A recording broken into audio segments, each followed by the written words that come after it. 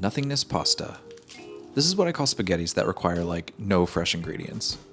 Making something out of nothing is genuinely satisfying, but these are just straight up handy. They save me when I haven't gone food shopping in a while.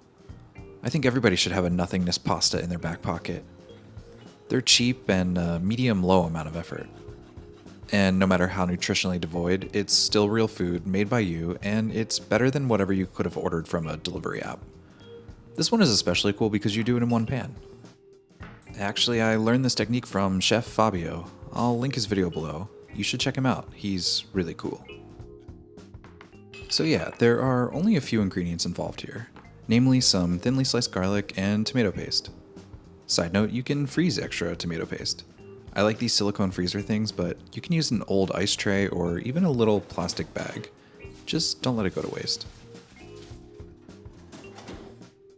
Oh yeah, here's another game-changing trick I picked up. Weighing my pasta. I eyeballed it for most of my life, and I'm humble enough to admit that the amounts were always wildly off. The scale takes away all the guesswork. For a single portion, I like to go with 80 to 100 grams. Precision isn't usually my jam, but I almost always weigh my pasta. Once I gather all my ingredients, I toss the garlic and olive oil into a cold pan. Then I simmer it over a medium-high heat, making sure to stir frequently. It helps to tilt the pan so you can keep all the garlic submerged. You want to be careful not to let the garlic burn here. A touch of that golden color is all you need. After about a minute, I'll add my tomato paste and red pepper flakes. It's really important to cook off that raw tomato paste flavor here. You might get away with not doing it in a stew or something, but definitely not here.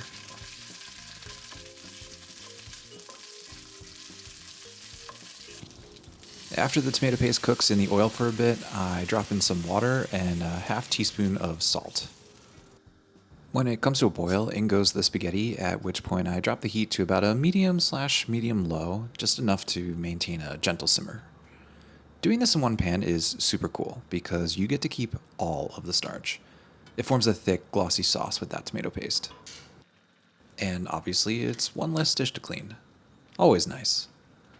This cooks for about 10 minutes. I've found that this is the sweet spot for pasta doneness and sauce consistency.